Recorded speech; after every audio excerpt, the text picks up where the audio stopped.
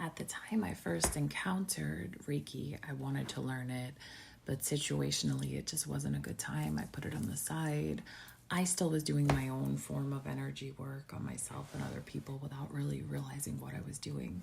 After I graduated law school, I met somebody very coincidentally at a local metaphysical store, which I'm going to tell you about the first time I went there.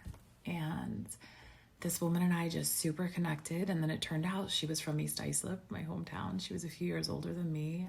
I didn't know her, but it was like the sign for me. And I learned Reiki with her. I became a Reiki master teacher. I was giving sessions. I was teaching. I did my own manuals. I was guided to kind of like create a new Reiki. I've taught Reiki all over the world. I love it as a tool. It's not the only tool. And like I found a lot of things you could do that we teach in Reiki without Reiki. I learned I could do distance attunements. I learned so many things, and really just that energy is energy, and there are no limitations except for what you can imagine it doing or being or existing as. And Reiki is just one of the many, many tools to access it. So when we first moved to Orlando from Jacksonville, I felt called to this bookstore locally, this metaphysical bookstore. The first time I walked in, there was an older woman with like gray hair and just like so much energy. And I opened the door and I walked in. She was behind a counter. She bounded at me with so much joy, like she almost knocked me over. I was like, oh my gosh. And she embraced me in this hug. Like I was overwhelmed by the ferocity of her hug. And she's just like, dear one, finally you're here.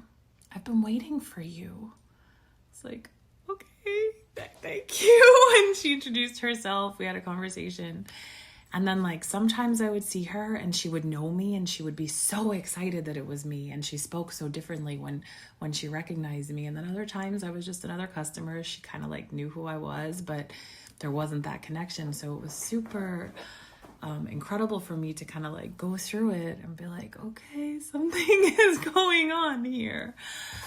Typically, I do find that people are always like very attracted to my energy. I've dated a lot of men who are just like, I've always been overweight because of a condition I have. They're like, I'm not normally attracted to bigger girls, but there's just something about you. And I was like, yes, it's my energy. Or, oh, I've never felt this before. And I'm like, yes, but only you are feeling it.